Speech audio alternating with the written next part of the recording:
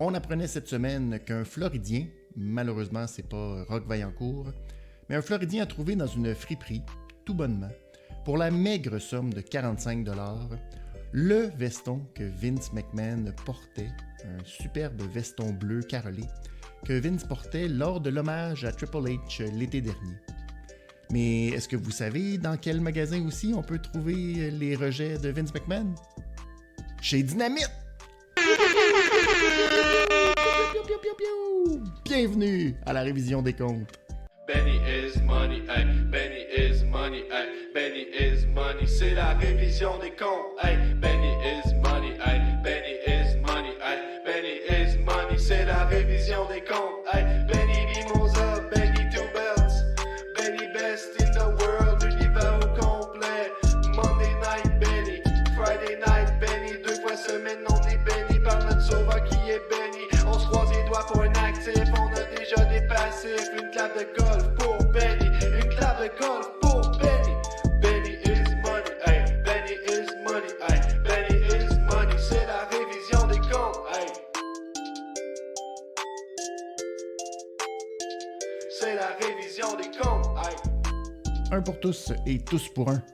Mais je suis le seul et unique Benny is Money et je vous souhaite la bienvenue à cette révision des comptes de SmackDown Live du 5 mars 2021. J'espère que vous avez passé une bonne semaine. Moi, le fait saillant de ma semaine, c'est que je me suis fait couper les cheveux. Et oui, ça datait d'au moins quelque part en 2019. Alors, gros fait saillant. Si vous avez regardé All Elite Wrestling cette semaine, l'épisode de Dynamite mercredi, c'était un épisode assez chargé où il s'est passé beaucoup de choses. Eh bien, aujourd'hui à SmackDown, je ne peux pas en dire autant. C'était pas un épisode tellement rempli de choses. En tout cas, vous allez voir, on fera quand même notre tâche de comptabilité, de mettre les bons moments dans les actifs, les mauvais moments dans les passifs et de noter tous les matchs sur 5$. Mais je vous garde une petite surprise à la fin. Pour terminer cette révision des comptes, j'ai une belle annonce à vous faire. En tout cas, une petite surprise. Je pense que ça va être quand même assez gros. Je n'ai pas besoin de mettre un décompte comme je l'ai fait cette semaine à Raw. Je garde ça pour Raw, ce genre de gimmick.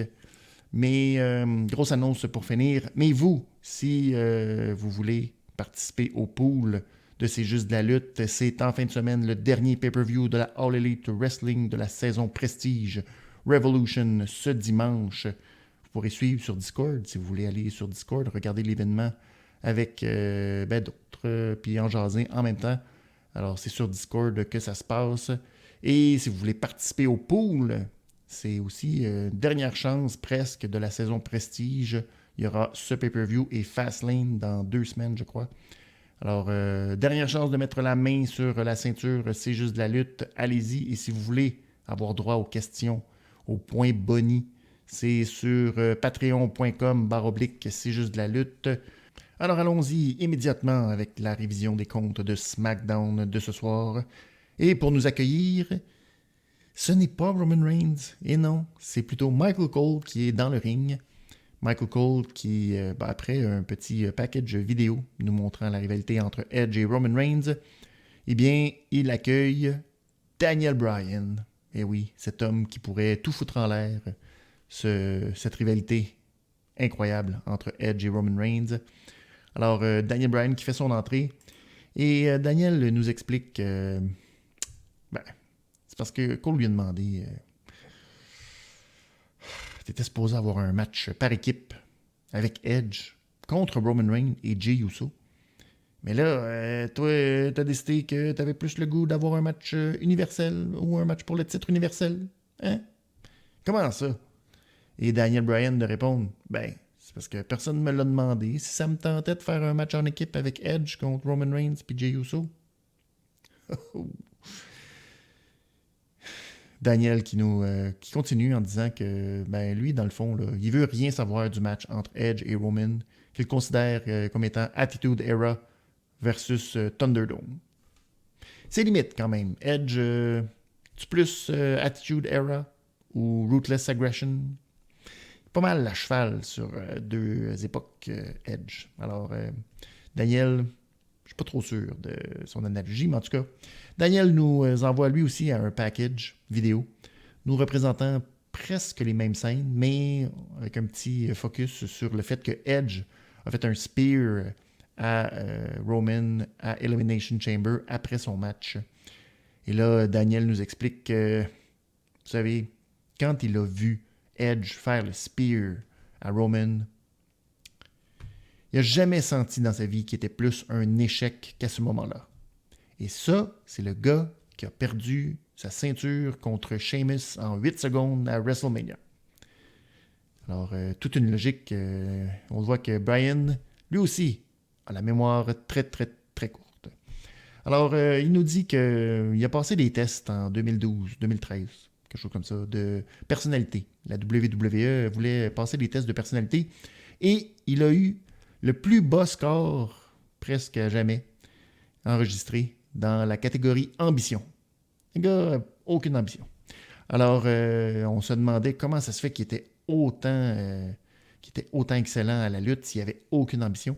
Eh bien, c'est parce qu'il aime tellement ça, la lutte. Mais là, après ce qui est arrivé, là, il a décidé que non. Maintenant, il y avait de l'ambition. Tout à coup, il se dit non, là, c'est moi qui devrais être le main event de WrestleMania. Alors, c'est lui qui veut devenir champion. Naturellement, la musique de Roman Reigns joue et il sort en compagnie de Jey Uso et Paul. Et ben, on passe à une pause parce que, de toute façon, tant qu'à attendre Roman, aussi bien passer une pause, passer des commanditaires, des annonceurs. Hein? Au retour, là, il y a une confrontation. Michael Cole a déjà disparu, de toute façon. À quoi servait-il, Michael Cole, après tout? Il y a une confrontation entre Roman et Daniel Bryan. Et Roman explique à Daniel que, dans le fond, c'est du blabla. Daniel Bryan, c'est pas un gars ambitieux. C'est juste un underdog qui attend d'avoir une chance. C'est pas comme Roman, que lui, toute sa vie, là, il a été élevé pour prendre, pour saisir l'opportunité, pour imposer qui il est. Alors, c'est Jey Uso par la suite qui prend le micro pour dire à Daniel, non, ça passera pas. Tu n'iras pas à WrestleMania, tu n'iras même pas à Fastlane parce que ça s'arrête aujourd'hui. C'est contre moi, puis moi, je vais arrêter ça tout de suite. Et là, Jey Uso tente un cheap shot, comme il avait fait la semaine dernière à Daniel. Mais Daniel, tout de suite, esquive. Il sait ce qui s'en vient. Alors, il saisit Jey, il le passe par-dessus bord, le garoche par-dessus la troisième corde. Et là, ben, Roman le regarde et quitte. Parce que là, il se dit, oh là là, quel Daniel Bryan. Alors, c'est ça qui nous met l'eau à la bouche pour la finale, le match entre Daniel Bryan et Jey Uso dans une cage. Je dirais un peu flat. C'est un peu copier-coller, mais avec un dénouement différent. C'est un peu flat. Quand tu as regardé l'épisode de la semaine dernière, puis tu regardes ça cette semaine, tu fais comme, ouf, ok, on a vu un petit peu le principe. Alors, malheureusement, pas été très grunqué pour le début de ce SmackDown. Je vais donc mettre ça dans la colonne des passifs pour commencer. On poursuit avec le premier match de la soirée. Street Profit dans un match revanche contre Sami Zayn et King Corbin. Pourquoi cette revanche? Je ne sais trop. Enfin. Street Profit font leur entrée et au retour de la pause, ils ont des micros dans les mains. Alors, c'est bizarre, hein? Mais Sami Zayn fait son entrée, lui aussi avec un micro, pour justifier tout ça. Alors, Sami qui nous dit « Ah, ce match de la semaine dernière, c'était seulement une fluke. Un coup de chance, je dirais. » Alors, ils vont prendre leur vengeance cette semaine. Mais là, King Corbin arrive et King Corbin ne veut rien savoir de Sami Zayn et de ses documentaristes. Il lui dit que c'est pas une équipe, ces deux-là. Il ne veut rien savoir et que si il affronte Street Profit, il va le faire en simple contre un des deux. Alors, Montez Ford accepte le défi de King Corbin et Angelo Dawkins est très heureux d'affronter Sami Zayn, de pouvoir participer à son documentaire. Et là, Sami n'est pas vraiment d'accord avec tout ça, mais il n'y aura pas le choix. Alors, le premier match met aux prises Montez Ford à King Corbin. Et c'est un match assez rapide. Pas beaucoup de choses dans ce match. Montez qui va faire un standing moonsault. Par la suite, va monter dans le coin. Mais là, Sami, avec ses documentaristes, va se rapprocher. Angelo aussi est là. Alors, Montez va redescendre. C'est un peu confus. Finalement, King Corbin va tenter un roll-up. Ça va être contré. Mais Montez va se lancer dans les cordes pour revenir rapidement. Mais Corbin l'attend avec son End of Days pour la victoire. Match très très court. Match où il ne s'est pas passé grand-chose. Match qui servait absolument à rien. J'ai donné la note de 2$ sur 5 et j'ai mis ça dans la colonne des passifs. Par la suite, Sami a un peu demandé à King Corbin, pas d'intervenir, mais d'un peu d'aide, de rester aux abords du ring pour l'aider de la même manière que lui l'avait fait. Alors là, c'est par la suite qu'il est monté sur le tablier. Dawkins le fait tomber sur King Corbin. Et là, King Corbin était très choqué de la situation. Alors, King Corbin est parti. Laisser Sami Zayn tout seul. Alors, au retour de la pause, c'était le match entre Ford et Sami Zayn. Dawkins et Sami Zayn. Match un petit peu plus relevé, où il s'est passé un petit peu plus de choses. Sami a eu le dessus pendant un long moment. Mais Dawkins est revenu à la charge avec son NBA Jam, avec son espèce de butterfly hook neckbreaker. Je pense qu'il appelle ça... Il y a trop un nom. Le Silencer. C'est un nouveau nom qu'il a donné à cette magnifique manœuvre. Tout ça pour des comptes de 2 à chaque fois. Sami a tenté le Blue Thunderbomb, mais Dawkins, il n'est pas petit. Alors, il n'a pas réussi. Il a transformé ça plutôt en Exploder dans le coin. Et là, il s'est installé pour son Hell of a Kick. Mais là, Montez est allé distraire les documentaristes, est allé faire le farfadet devant les caméras. Et là, Sami, ça l'a complètement distrait. Et Dawkins en a profité pour faire un roll-up. On adore ça, les roll-up. Alors, victoire de Dawkins sur Sami Zayn. J'ai donné la note de 2,75$ sur 5. Et c'est un maigre passif. Après le match, Sami il est comme un peu perdu la tête, puis il s'en est pris à ses documentaristes. Celui qui tenait la petite caméra, on dirait que Sami ne le reconnaissait pas. Et là, il se demandait, tu fais-tu vraiment partie de la compagnie? T'es-tu un vrai employé? Puis là, il a sacré un coup de genou avant de l'envoyer dans la bande. Pas fait du bien. Alors, Sami qui est en train d'un peu de perdre la tête avant WrestleMania. Pauvre lui. C'est son documentaire qui va en souffrir le plus. Et là, dans un segment backstage, Reginald qui arrive avec une bouteille de champagne et un verre. Et Carmella le retrouve dans la petite section derrière. Et Carmella joue à un jeu dangereux avec Reginald, c'est-à-dire « Who's the snake ?» qui se traduit mal par « Qui est le serpent ?» Alors Carmella demande c'est qui la personne qui a élevé un sommelier à titre de superstar ou qui a maintenant complètement désavoué la personne qui l'a élevé et qui s'amourache de Sasha Banks. Hein? Qui est le serpent entre les deux? L'original est comme non, c'est pas ça. Alors Carmella est tellement maudite, elle congédie Reginald sur le champ. Elle renverse violemment son plateau de champagne. Il y en a partout d'en face. Pauvre Reginald. Fait très pitié. Alors il a été congédié par Carmella. Oh là là. Et on continue avec un autre match. Cette fois, c'est Dominic Mysterio qui affronte Gable. Chad Gable.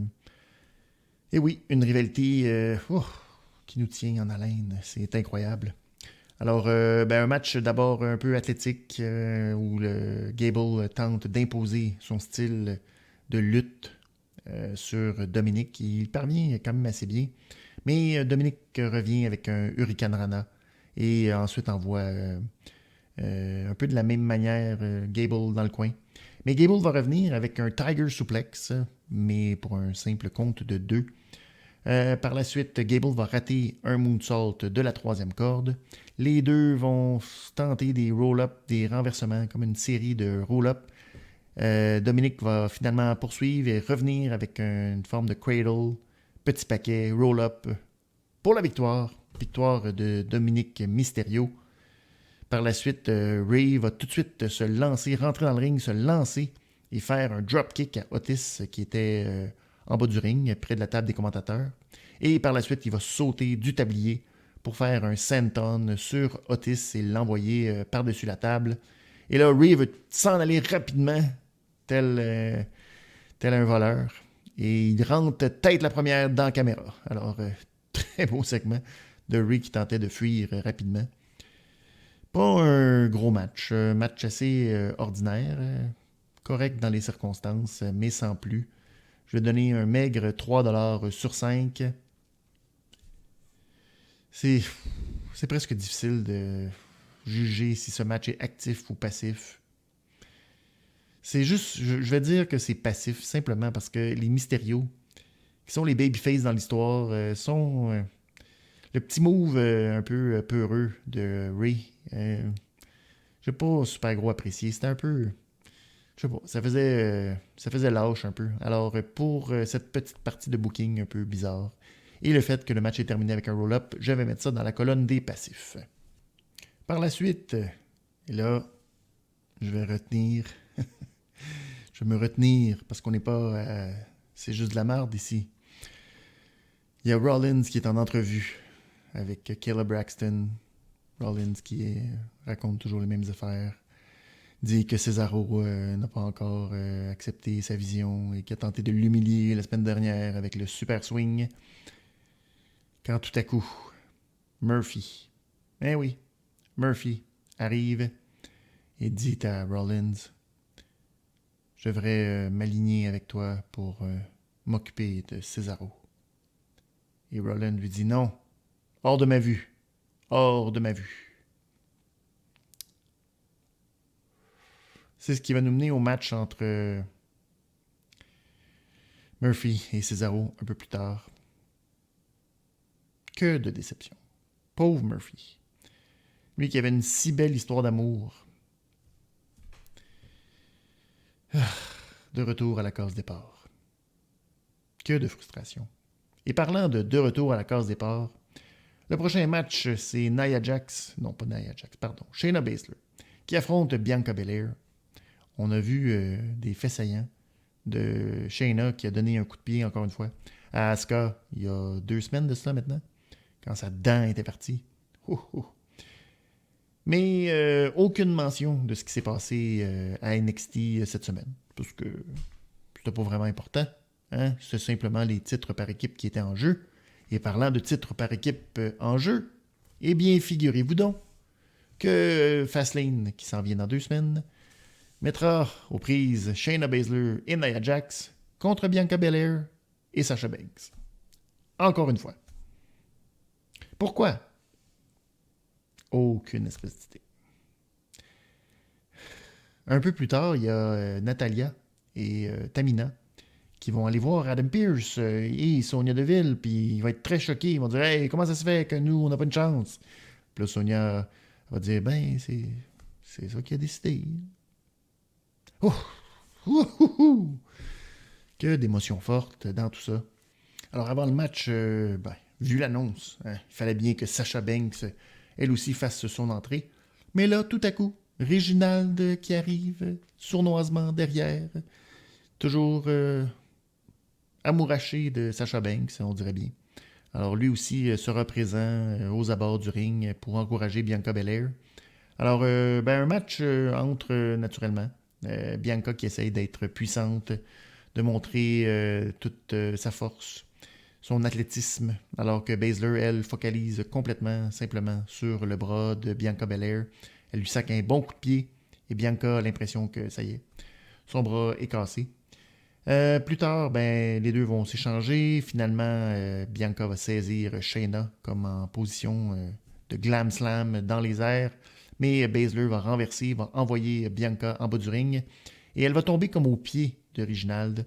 Alors, elle va se relever, être fâchée de voir Reginald et il sacrer un bon coup dans le thorax pour le pousser vers Nia Jax qui était comme pas loin aussi.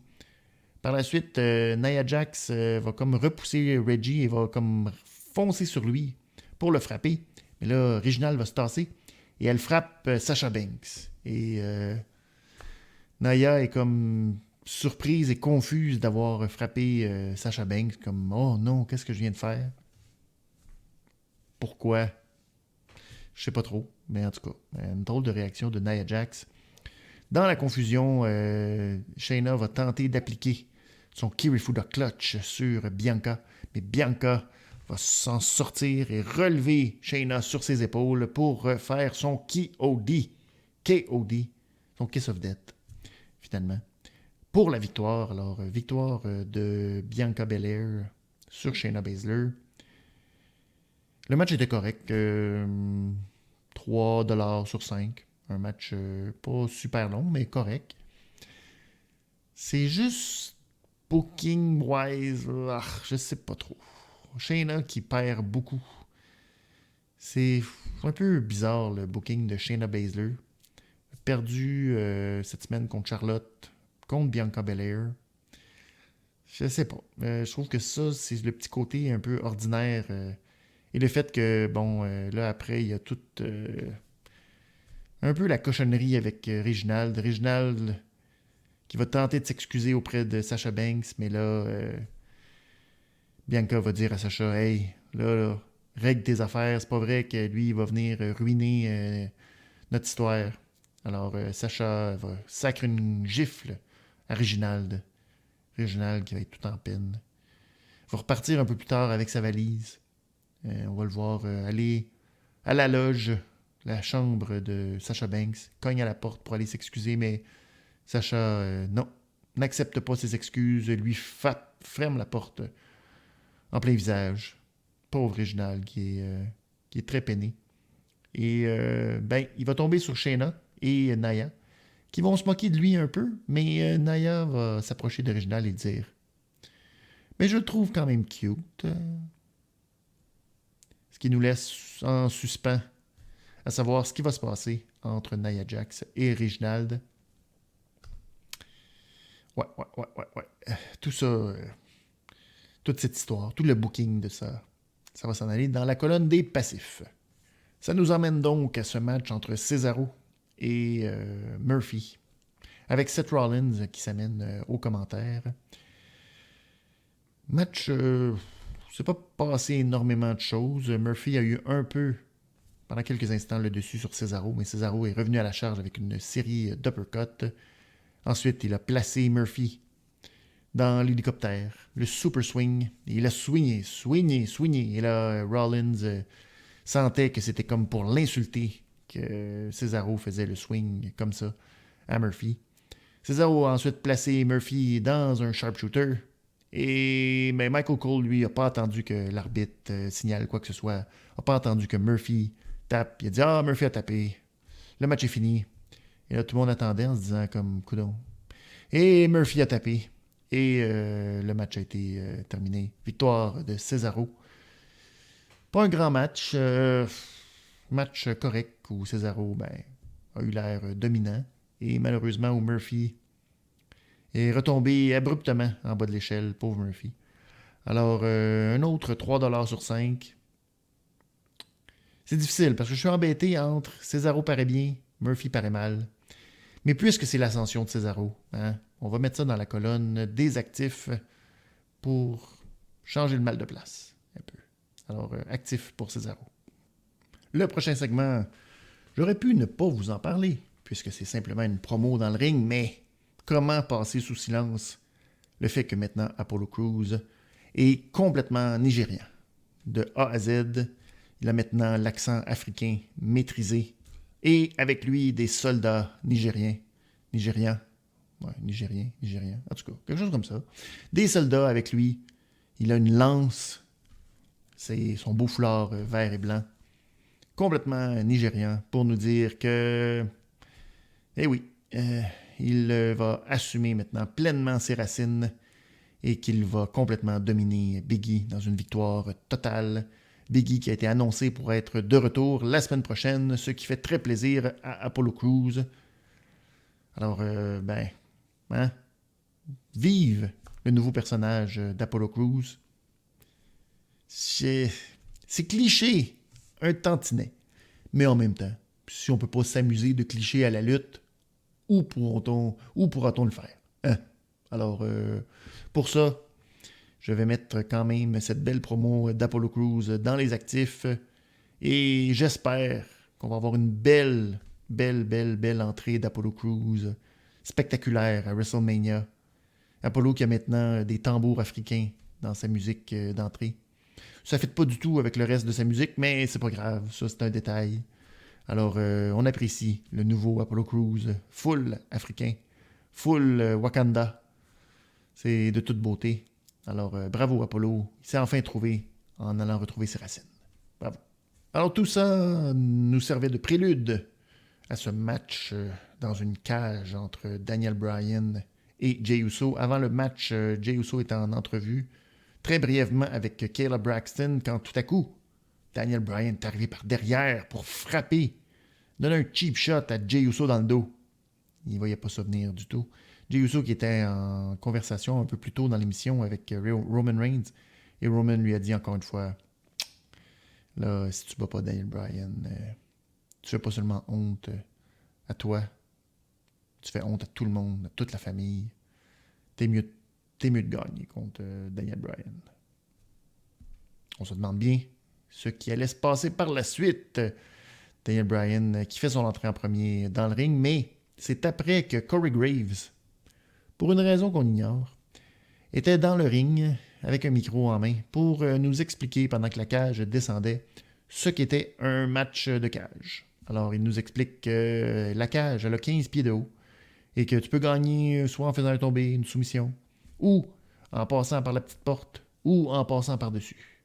Et là, ils ont même juché un caméraman sur le top de la cage pour nous faire vivre ce que c'était que d'avoir un angle de vue du haut de la cage.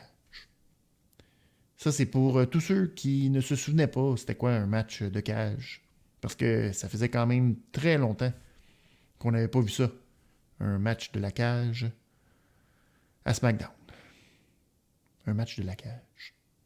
Un match de cage à SmackDown. Hein? Ça faisait longtemps qu'on n'avait pas vu ça. Ça datait depuis des mois, genre 2,5 entre Owens et Roman Reigns. Durant l'épisode de Noël, un des épisodes les plus vus de l'histoire de SmackDown. En tout cas, dans les dernières années au moins. Ouais. Fait que c'est très important de nous expliquer c'est quoi un match de la cage. Alors, Daniel fait son entrée, suivi de Jey Uso. Et suivi de Roman Reigns, qui arrive au ring. Et là, il s'installe près de la rampe. Et là, Petit Paul va chercher une belle chaise capitonnée à roulette pour qu'il s'installe. C'était bien, c'est un bel essai, Petit Paul, mais tu sais, quand Biggie, lui, vient à la table des commentateurs, lui, il s'installe avec son sofa, un petit frigidaire, des petites viennoiseries ou des choses à manger, hein? Un petit bain de pied. Rien de tout ça pour Roman Reigns. Faisait un peu cheapette, Roman, avec sa petite chaise de bureau. Alors, le match commence et puis Jey, dès le départ, a saisi Daniel Bryan et l'a rentré dans la grille. Il a comme frotté la tête dans le grillage. Et il tenait là pour qu'il acknowledge, alors reconnaît Roman Reigns comme étant ton champion. Roman Reigns s'est levé pour un peu confronter Daniel à travers la cage.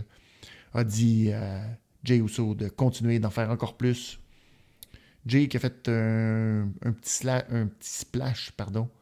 Et là, tout bonnement, voulait simplement sortir de la cage, mais Bryan l'en a empêché.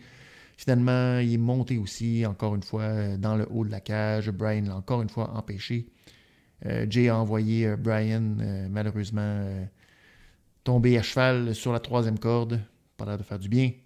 Finalement, les deux sont montés dans le coin et Jey Uso, de la 3e corde, a fait tomber Daniel Bryan avec un Samoan drop de la 3e corde. Mais avant qu'on puisse aller plus loin, faire un tombé ou quoi que ce soit, on est allé à la pause. Alors, gros spot qui aurait pu finir le match, mais on est allé à la pause. Mais il faut revenir rapidement parce que Daniel Bryan et Jey Uso sont déjà au sommet de la cage. Alors, même pas le temps de mettre l'avertissement aux parents que tout ça, c'est de la violence qui peut choquer. On retourne dans le ring et là, Daniel qui va appliquer une Tiger Suplex, ou une Butterfly Suplex, pardon, trompé d'animal, de la troisième corde, va ensuite appliquer son Yes Lock. Mais là, Jay va péniblement tenter de rejoindre la corde. Et là, il va mettre la main sur la corde, mais là, l'arbitre va lui dire « Hey, Jay, on est dans une cage. Il n'y en a pas de rope break. » Alors Jay réalise qu'il vient de faire une grave erreur et qu'il est pris en soumission dans le Yes Lock. Et il décide d'abandonner, malheureusement, comme ça, tout bêtement, pour donner la victoire à Daniel Bryan qui célèbre en montant et en allant s'asseoir sur le haut de la cage pour terminer SmackDown. Yeah, c'est pour un match de cage, pour un match qui habituellement est un peu plus excitant que ça. Ça a laissé un peu... ça a fini un poète-poète, je dirais. J'ai quand même donné une note de 3,25$ sur 5, mais pour un match de cage, je me serais attendu à plus. Je m'attendais à ce qu'il y ait quelque chose. Pas de Edge, pas du tout, dans cet épisode. Même pas de Kevin Owens, qui aurait pu, à mon sens, venir venger justement cette défaite dans la cage, en attachant peut-être Jey Uso, même si c'est pas bien gentil de faire ça. Ça aurait été une belle vengeance pour Kevin Owens, mais non, pas de Kevin Owens non plus. Je sais pas, c'est un peu dommage. Alors, c'était un peu décevant comme finale. Et, c'est ça. C'est une victoire qu'on avait pas mal anticipée pour Daniel Bryan. Alors, pas assez excitant à mon goût. Alors, je mets ça dans la colonne des passifs. Ce qui nous donne, malheureusement, un SmackDown pas très relevé. C'est pas passé grand-chose à SmackDown. Et ce qui s'est passé, rien de super bon. Alors, malheureusement, je suis obligé de donner une note assez faible pour SmackDown, pour ses standards habituels, de 2,5$ sur 5 pour un SmackDown oubliable, un peu, malheureusement. Et c'est maintenant le temps de passer aux Awards. Alors n'oubliez pas, si vous regardez SmackDown ou Raw en direct, vous pouvez toujours nous donner vos Awards de la soirée en allant sur le Discord dans le salon de la révision des comptes. C'est ouvert à tous. Vous avez simplement qu'à télécharger l'application Discord. C'est quand même assez facile sur n'importe quelle plateforme. Vous écrivez un petit message à C'est juste de la lutte sur Facebook. Et on va se faire un plaisir de vous donner le lien vers le salon de C'est juste de la lutte. Alors, c'est ouvert à tout le monde. C'est encore mieux quand vous faites partie de l'élite. Et puis, c'est parfait pour regarder des événements tels que le pay-per-view de dimanche de All Elite en groupe. Alors, je remercie encore une fois RoboChuck et Marcus Black de m'avoir donné leurs awards. Le match de la soirée, le superbe. C'était pas nécessairement facile d'y aller avec une réponse, mais je suis allé avec le match entre Daniel Bryan et Jey Uso. C'est pas le meilleur cage match, mais c'était probablement le meilleur match de la soirée. RoboChuck aussi l'a donné à ce match, tandis que Marcus Black l'a donné à Chad Gable et Dominic Mysterio. Pour la clap de golf, RoboChuck le donne au caméraman qui s'est juché en haut de la cage pour nous donner cette vue plongeante 15 pieds plus bas. Ça lui a quasiment donné le vertige. Alors bravo à ce caméraman. Moi, j'ai donné ma clap de golf à Apollo et sa lance, qui vraiment, tu vois qu'Apollo, il est all-in. Il est vraiment rendu all-in. Bravo, Apollo, d'avoir amené sa lance sur le ring. Marcus Black aussi, qui a donné à Apollo un superbe. Alors, bravo. Le niaise-moi. Marcus Black et moi, on pense la même chose. Murphy, qui retourne voir Seth Rollins. C'est tellement triste pour Murphy de voir que c'est tout. C'est tout ce qu'il est. Il ne peut pas retrouver autre chose. Il ne peut pas avoir une histoire à lui. Il est pogné avec Seth Rollins. C'est décourageant, pour vrai. C'est pas très bien. Jean Héroldi, maintenant, la carte de mode de la soirée. RoboChuck le donne à Apollo Crews. pour son look assumé, nigérien, les couleurs vertes et blanches. Je sais pas si je vais dire nigérien. En tout cas, il faudra que quelqu'un m'éclaire sur l'adjectif exact à utiliser, mais ça viendra. Je l'ai donné à Seth Rollins qui s'est forcé. Il tente à chaque semaine d'être un nouveau style de mode. Aujourd'hui, c'était le veston, pantalon tout rouge. C'était correct. Il était comme jumeau avec Corey Graves qui lui était tout bleu. Mais bon, il s'essaye, il fait des essais. C'est essai-erreur. Alors, pour la contravention de style, vous voyez, Robochuck le donne à Seth Rollins. Et Marcus Black, lui aussi, le donne à Seth Rollins. Alors, comme quoi les goûts, hein? Moi, je l'ai donné à Murphy, que j'ai trouvé Murphy et son look avec son chandail aux manches bleues, non, ça n'a pas réussi. La pause piste, Robochuck l'a donné à Gable et Dominic. Moi, je l'ai donné à Montez Ford et à King Corbin dans un match très court. C'est pas passé grand-chose. Le beaucoup bien de la soirée, Daniel Bryan pour Robochuck et Dominic Mysterio pour Marcus Black. Moi aussi, je pense que je vais donner à Daniel Bryan qui sort vainqueur, a une chance peut-être ultime d'être dans le main event de WrestleMania. C'est ce que nous allons voir. La grosse nouille, c'est unanime pour Robochuck et Marcus qui le donne à Reginald.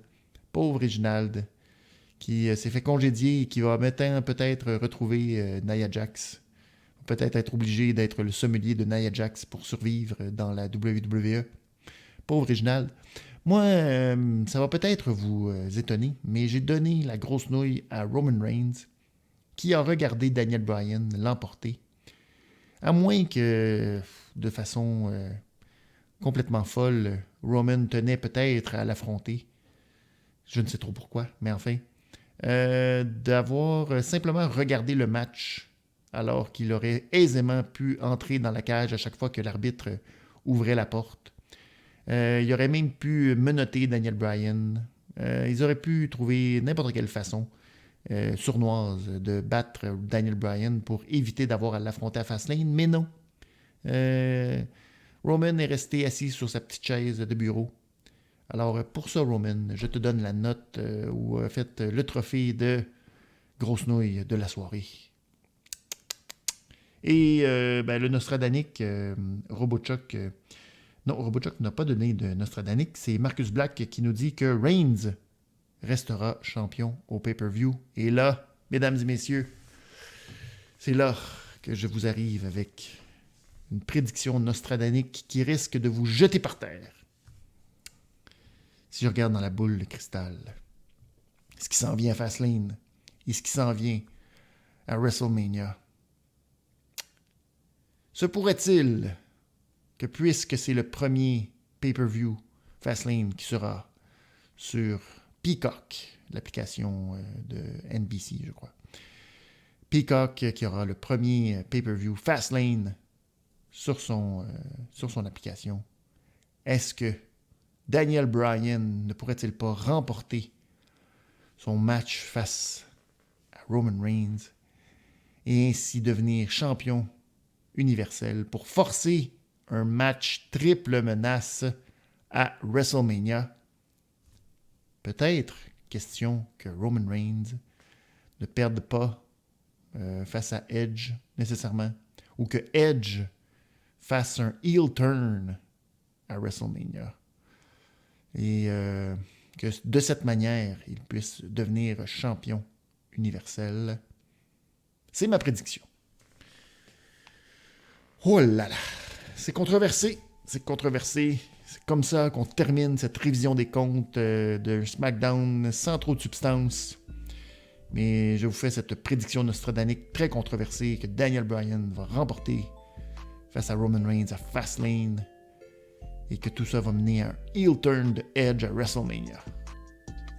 Si ça arrive, je suis un génie. Sinon, ça vous empêchera pas de passer un bon week-end. Je vous souhaite un bon pay-per-view All Elite. Là aussi, il va s'en passer des affaires. Qui sera le participant mystère? Qui sera le Hall of Famer Worth qui sera lui aussi le nouvel arrivant, à la All Elite Wrestling. Vous pourrez avoir toutes ces réponses ce dimanche pour le pay-per-view. Alors, bon week-end tout le monde, et nous, on se retrouve ce mardi pour la révision des comptes de Raw, la célébration du nouveau champion, Bobby Lashley. Bonne fin de semaine tout le monde, et à mardi.